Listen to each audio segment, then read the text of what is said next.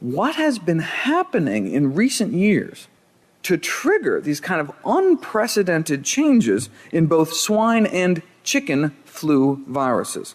Let's ask the world's leading expert, Dr. Robert Webster, as did the senior correspondent of NewsHour with Jim Lehrer. Was there something qualitatively different about this last decade? Made it possible for this disease to do something it's never done before, some kind of changing conditions that suddenly lit a match to the tinder? Webster replied. He says farming practices have changed. He talks about growing up on a farm. He says now we put millions of chickens into a chicken factory next door to a pig factory. And this virus has the opportunity to get into one of these chicken factories and make billions and billions of mutations continuously. And so what we've changed is the way we raise animals. 5 years ago, the world's 3 leading authorities got together for a joint consultation. The World Health Organization, the Food and Agriculture Organization, the United Nations, and the World Organization for Animals Health, the world's leading veterinary authority. And their job was to uncover the key underlying causes of all these new animal-to-human diseases. Number 1 on their list in themes of risk factors was this increasing demand for animal protein the world over. Animals were domesticated 10,000 years ago, but never before like this. Especially pigs and poultry. Chickens used to peck around the barnyard, but now chickens raised for meat are typically warehoused in sheds containing tens of thousands of birds. Half of the egg-laying hens on our planet are now confined in what are called battery cages. These small barren wire enclosures extending down long rows in windowless sheds can be up to 1 million birds on a single farm. About half the world's pig population is currently confined in these industrial confinement operations. These intensive systems represent the most profound alteration of the human-animal relationship in 10,000 years. Now, the industry is slowly waking up to the growing realization that viruses previously innocuous to natural host species have in all probability become more virulent by passes through these large commercial populations. This is from an international trade journal. This is not, arguably, how animals were meant to live. My name is T. Colin Campbell. I'm a longtime professor at Cornell University, presently a professor emeritus of nutritional biochemistry. I have been working in the field as a researcher, as a lecturer, as a teacher for many, many years, more than 50 years, in the field of food and health.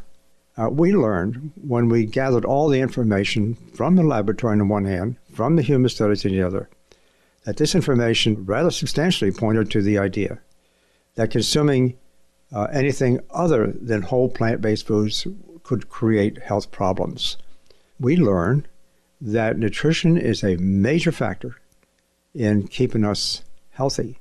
And by nutrition, I mean consuming whole plant-based foods and eliminating, as much as possible, animal-based foods, dairy, eggs, and meat. And one of the outcomes of this idea is not only do we restore health, but now we're learning that this can have a major effect on the environment. So the role of diet and climate change is very critical. And we know, based on the many reports that we've heard here today, including one entitled Climate Change, Sustainable Diet, Health, the Connection and the Solution, that we know that our food choices, which are a contributory factor to many major chronic diseases, are also dramatically impacting our climate. So we know that children's health reflects the society in which they live, and we're going to focus on that for a moment. Research shows that the risk of chronic disease increases with the increase in meat and dairy consumption. And this graph shows the increase in meat consumption per capita between 1909 and 2005. And we can see that this increase was about 50 pounds. It was 148 pounds per person in meat consumption. And in 2005, it rose to 202 pounds per person for meat consumption. And for cheese consumption, the difference is even more striking. We went from about 3.8 pounds of cheese consumption in 1909 to about 31 pounds in 2005. So it makes you wonder, where's all that extra cheese going? And somebody else is having mine, because I'm not having any. So when we look at this, we're wondering what impact does this have on our health in general when we see these kinds of increases. Consequently, the increase in child health and the prevalence of overweight has also increased. If we look at this graph, what it shows is in 1963, the prevalence of overweight among children and adolescents was about 4 to 5%. And it has steadily increased until 2002, where the prevalence of overweight among children was at 16%. And if we continue to plot this data, it rises in 2006 to 17% and on and on. And when we get the current data, I'm sure it's even more than that. So we can see that as we're increasing these things, such as meat and cheese consumption, our weight is going along with that. And as we know, that when we have a higher weight, that many chronic diseases are related to that.